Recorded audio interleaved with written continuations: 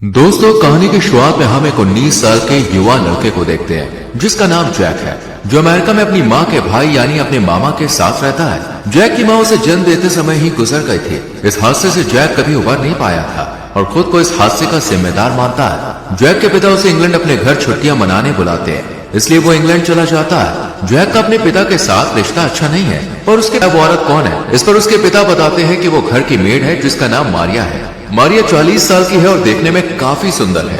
Jack उसे देखते ही आकर्षित हो जाता है। फिर जैक के पिता मारिया को बुलाकर जैक से मिलवाते हैं और उसे कहते हैं कि वो जैक का ध्यान रखे क्योंकि उन्हें एक मीटिंग में जाना है। जैक के पिता के जाने के बाद जैक कैमरा लेकर बाहर कुछ नेचर की तस्वीरें लेने चला जाता है और वहां अकेले घूमता है। फिर जैक घर वापस आता है। पिता चाहते हैं कि उनका रिश्ता बेहतर हो जाए। जैक जब इंग्लैंड अपने पिता के घर आता है तब उसके पिता उससे अच्छे से बात करने की कोशिश करते हैं, पर जैक उनसे सही से बात नहीं करता और गुस्से में अपने कमरे में चला जाता है। जैक जब कमरे में होता है तब वो बालकनी से बाहर एक औरत को देखता है। जैक उस औरत को देखने के लिए घर के बाहर आता है और छुप कर देखता है वो औरत कपड़े सुखा रही है। तभी उसके पिता जैक के पास आते हैं। जैक उनसे पूछता, पहले उसके पिता और सौतेली माँ का डिवोर्स हो गया। ये सब सुनकर मारिया को जैक के लिए बहुत बुरा लगता है। वो कहती है, मैं तुम्हारे दुख को समझ सकती हूँ। इसके बाद मारिया जैक से कहती है, मैंने खाना बना दिया है, अब मैं अपने घर जा रही हूँ। रात में जैक के पिता उससे कहते हैं, चलो आज हम बाहर डिनर करेंगे, पर जैक चिल्लाकर कहता है, मुझे भूख नहीं है और आप मुझे डिस्टर्ब ना करें।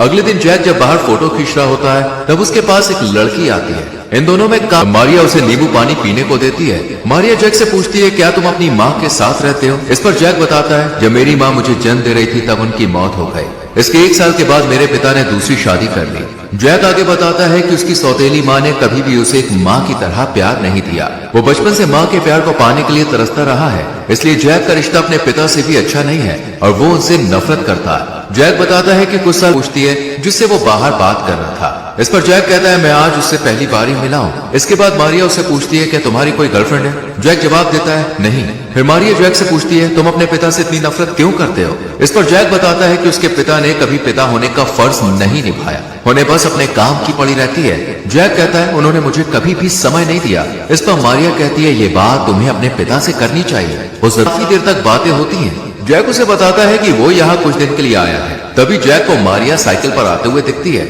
यहाँ वो लड़की जैक से और बात करने की कोशिश करती है, पर जैक उसे इग्नोर करके घर लौट आता है। जैक देखता है कि मारिया गार्डन में बुक पढ़ रही है, तब वो चुपके से मारिया की कुछ तस्वीरें क्लिक करता है। फिर जब मारिया किचन में होती है तब जैक उससे नींबू पानी मांगता है। मारिया उसे नींबू पानी बनाकर देती है। मारिया जैक से उस लड़की के बारे में पूछती है, तुम इसे कैसे सेलिब्रेट करोगे?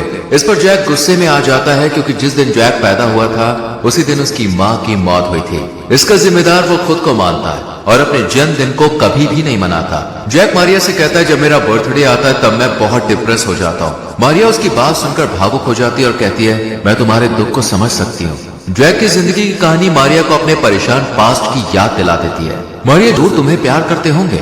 फिर जैक उससे पूछता है, तुम यहाँ कब से रह रही हो? इस पर मारिया बताती है, मैं 2 साल से यहाँ हूँ और मेरी अब तक शादी नहीं हुई है। इसके बाद दोनों साथ में डिनर करते हैं। जैक को मारिया से बात करके बहुत अच्छा लगता है। वो उससे कहता है, मुझे तुम्हारे साथ बात करने में बहुत अच्छा लगता है। मारिया जवाब देती है, तुम्हें किसी भी चीज की जरूरत हो तो मुझे बता सकते हो। इस तरह इन दोनों में दोस्ती हो जाती है। एक दिन मारिया जैक से पूछती है, कुछ दिन बाद तुम्हारा बर्थडे जिम्मेदार मानती है? मारिया रोते हुए ये सब बातें जैक को बता रही होती है। जैक उसे हिम्मत देने की कोशिश करता है। अब ये दोनों इमोशनली एक दूसरे से जुड़ने लगते हैं। उधर जैक के पिता अपने बेटे के साथ रिश्ता सुधारना चाहते थे, पर काम की वजह से उन्हें बार बार बाहर जाना पड़ता था। इस वजह से जैक उनसे गुस्सा होता है। आज भी जैक के पिता को शहर के बाहर जाना पड़ता है, इसलिए मारिया से कहते हैं, जैक का ख्याल रखना। रात में मारिया और जैक साथ में होते हैं, पर डिनर के टाइम जैक खाना नहीं खा रहा होता क्योंकि वो अपने पिता से नाराज होता है। मारिया उसे समझाती है कि उसे अपने पिता से सही से बात करनी चाहिए और उनकी गलतियों को माफ करके उन्हें एक मौका देना चाहिए।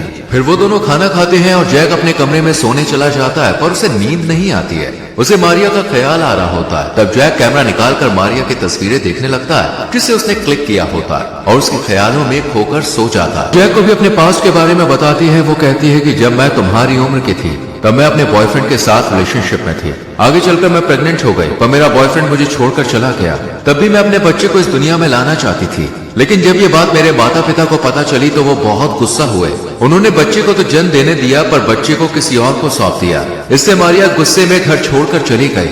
और वो खुद को अपने बच्चे से दूर होने का अगले दिन मारिया का एक्स बॉयफ्रेंड मारिया से मिलने आता है। वो उसे जैक के घर बुलाती है और कॉफी पीने को देती है।